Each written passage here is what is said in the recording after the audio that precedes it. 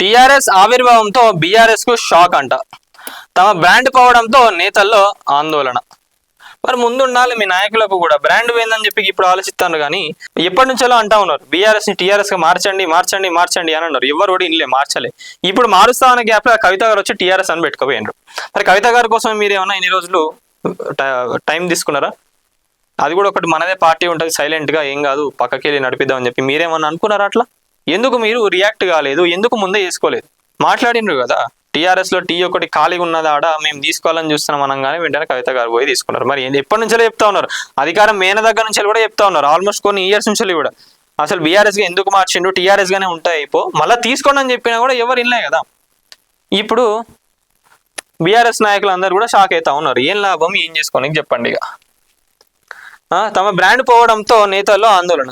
నిజంగా మరి కానీ బీఆర్ఎస్ నాయకులు అందరూ కూడా ఏం ఆందోళన పడకండి. ఎందుకంటే కేసీఆర్ గారు ఉన్నారు, కేసీఆర్ గారిని చూసి ఓట్లు వేసేటోళ్ళు కూడా చాలా మంది ఉన్నారు. ఆడేదో ఖాళీ పేరు వేయిందనే టెన్షన్ ఏదైతే ఉందో దాన్ని పక్కకు పెట్టండి. ఇక ఏదైతే మీరు చేసిన మిస్టేక్ ఉన్నదో, ఏదైతే మీరు ఇంత టైం తీసుకున్న ప్రాసెస్ ఉన్నాయి కదా అదంతా పక్కకు పెట్టేసి ఇప్పుడున్న బీఆర్ఎస్ తోనే ఎట్లా అధికారంలోకి రావాలని చెప్పి ఇప్పుడు ఆలోచించాలి. మీరు అందరూ ఎట్లా పని చేయాలి, అధికారంలోకి రావాలంటే ఏం హామీలు ఇవ్వాలి, మళ్ళీ వచ్చేటప్పుడు మళ్ళీ అధికారంలోకి వచ్చినాక గవర్నమెంట్ కూడా ఏడా ఆగం కాకుండా ఏం చేస్తే బాగుంటుంది, కొత్త క్యాడర్ని ఎట్లా తీసుకురావాలి, కార్యకర్తలను ఎట్లా పెంచుకోవాలి, ఇంకా ఆల్టర్నేట్ లీడర్స్ ఎవరు ఉన్నారు ఏందనే దానిపైన ఆలోచించుకొని ఉద్యమకారులకు వాళ్ళందరికీ ఛాన్స్ ఇస్తే బీఆర్ఎస్ అధికారాలకు వస్తుంది. అప్పుడే 30 సీట్లు మారిస్తే ఉత్తగా గెలుస్తుండే. ఇప్పుడు మళ్ళీ మీరు సీట్లు మార్చినా కూడా గెలుస్తుంది. దీనిపైన దృష్టి పెట్టండి. ఇక పేరు వేయింది పక్కకు, దాన్ని పక్కకు పెట్టేసేయండి. దాన్ని పక్కకు పెట్టేసి ఎట్లా అధికారంలోకి రావాలి బీఆర్ఎస్ పేరుతోననేది ఇప్పుడు మీరు ఆలోచించాల్సిన ముచ్చట. తెలంగాణలో మరో కొత్త పార్టీ పురుడు పోసుకున్నది. తెలంగాణ జాగృతి అధ్యక్షురాలు కల్వకుంట్ల కవిత కొత్త రాజకీయ పార్టీని ఆవిష్కరించారు. మేడ్చల్ మల్కాజిగిరిలో మునీరాబాద్ లోని అద్వైత కన్వెన్షన్ లో సమావేశం నిర్వహించారు. ఈ మీటింగ్ లో కవిత తన కొత్త పార్టీ పేరు తెలంగాణ రాష్ట్ర సేనగా టిఆర్ఎస్ గా ప్రకటించారు. పార్టీ పేరు బీఆర్ఎస్ కు షాక్ గురి చేసింది. ఇదంతా కూడా తెలిసే ఉంటది. అదే రోజు మేము టిఆర్ఎస్ అని చెప్పినామని అంటే ఎవరు కూడా నమ్మరు. ఎందుకంటే దానికి సంబంధించిన పేపర్స్ కానివ్వండి, ఫైల్లో కానీ ఏవో ఒకటి నడుస్తూ ఉంటుంది కాబట్టి ఆల్రెడీ అందరికి తెలిసే ఉంటుంది. తెలియని వాళ్ళకు టీఆర్ఎస్ గా ఇప్పుడు చెప్తా ఉన్నారు అంతేగాని పార్టీ పేరు బీఆర్ఎస్ కు షాక్ గా గురి చేసిందంట. ఆల్రెడీ తెలిసే ఉంటుంది అందరికి. కాకపోతే ఇదంతా ఏంటంటే పొలిటికల్ స్టంట్స్ ఇవన్నీ. శనివారం ఉదయం కవిత సర్వమత ప్రార్థనలు చేశారు. బంజారా హిల్స్ లోని తన నివాసం నుంచి ర్యాలీగా బయలుదేరారు. గన్ పార్క్ లో అమరవీరులకు నివాళులు అర్పించారు. అనంతరం నేరుగా సభ ప్రాంగణానికి చేరుకొని ఉదయం 10 గంటలకు పార్టీ పేరు ప్రకటించారు. అనంతరం పార్టీ జెండా ఆవిష్కరించారు. ఆ పార్టీ పేరు బీఆర్ఎస్ ను బిగ్ షాక్ కు గురి చేసింది. ఇదిలా ఉండగా పార్టీ ప్రకటించే సభ ప్రాంగణాన్ని తెలంగాణ కళలు ఉట్టిపడేలా డిజైన్ చేయడం ఆకట్టుకుంది. వరంగల్ కాకతీయ కళాతోరణం ఆకృతిలో ఏర్పాటు చేసిన ప్రధాన ద్వారం, తెలంగాణ ఆత్మగౌరవాన్ని ప్రతిబింబించేలా తెలంగాణ తల్లి విగ్రహం ప్రత్యేక ఆకర్షణగా నిలిచాయి. బిఆర్ అంబేద్కర్, జ్యోతిరావు పూలే, ఆచార్య జయశంకర్ విగ్రహాలను సైతం ఏర్పాటు చేశారు. ద్వారానికి చాకలి ఐలమ్మ పేరు పెట్టారు.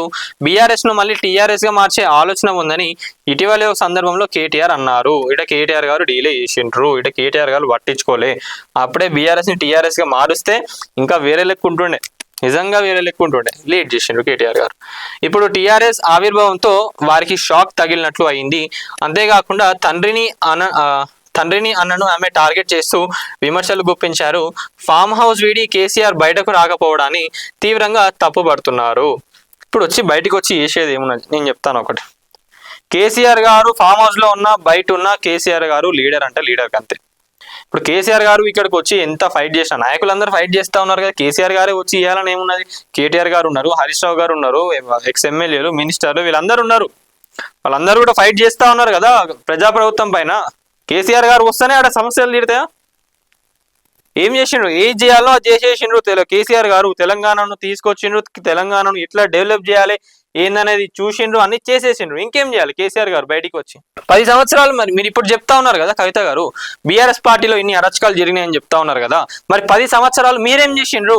ఈ పార్టీ ఏదో మీరు బీఆర్ఎస్ పార్టీ అధికారంలో ఉన్నప్పుడు పెట్టుంటే నిజంగా జనాలు మిమ్మల్ని నమ్మేటోళ్ళు. ఇప్పుడు మీరు ఎన్ని మాటలు చెప్పినా, మీరు ఎన్ని అన్నను తిట్టినా, కేసీఆర్ గారిని తిట్టినా, ఎన్ని తిట్టినా కూడా జనాలు ఎవ్వరు కూడా నమ్మట్లేదు. కవిత గారు ఖాళీ తన ప్రయోజనాల కోసమే పార్టీ పెడుతున్నారు అని చెప్పి అంటా ఉన్నారు. కానీ ఎవ్వరు కూడా మీకు సపోర్టింగ్ గా కామెంట్స్ పెట్టట్లేదు. ఇదంతా ఒక పొలిటికల్ ఎజెండా అని చెప్పి అంటా ఉన్నారు.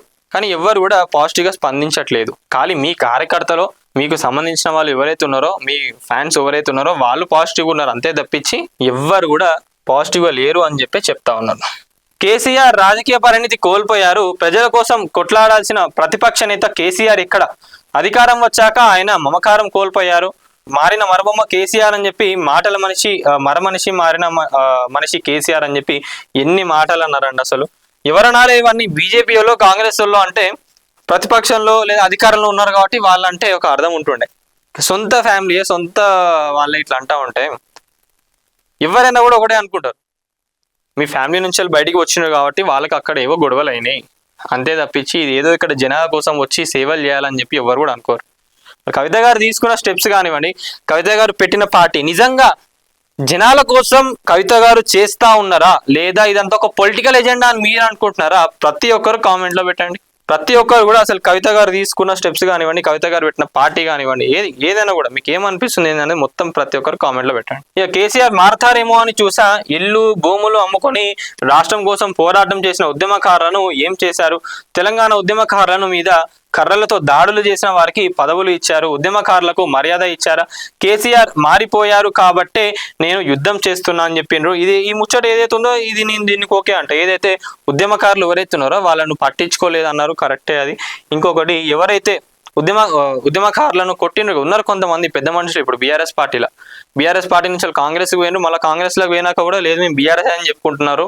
వాళ్ళందరూ కూడా అప్పుడు బీఆర్ఎస్ పార్టీలో ఉన్న నాయకులను కొట్టినోళ్ళే, కర్రలు పట్టుకొని వచ్చి ఎట్లా ఉద్యమం చేస్తారని చెప్పి తిట్టినోళ్ళే, వాళ్ళందరిని వెనకాల వేసుకున్నారు అని చెప్పి కవిత గారు చెప్తా ఉన్నారు. మరి ఇన్ని రోజులు 10 సంవత్సరాలు మరి మీరు కూడా వాళ్ళతో బాగానే ఉన్నారు కదా, మరి ఉద్యమకారులను అంత బాధ పెట్టిన వాళ్ళతోని మీరు కూడా ఎట్లా హ్యాపీగా ఉన్నారు అది కూడా చెప్పాలి. మరి ఇన్ని 10 సంవత్సరాలు వాళ్ళతోని కూడా మీకు మంచిగానే రిలేషన్స్ కానివ్వండి అవన్నీ ఉన్నాయి కదా, అట్లాంటి వాళ్ళని దూరం పెట్టాలి. మరి మీరు వాళ్ళని దూరం పెట్టలే కదా, మీరు కూడా ఇప్పుడు బయటికి వచ్చి నేను వాళ్ళందరి కోసం ఫైట్ చేస్తా అని చెప్తా ఉన్నారు. ఎంతవరకు నిజం ఏందని కూడా చూడాలి. కాళేశ్వరం మీద మాట్లాడితే సస్పెండ్ చేస్తారా? అవినీతి చేసిన పందికొక్కులను కేసీఆర్ పక్కన పెట్టుకున్నారు అంటూ విమర్శలు గుప్పించారు.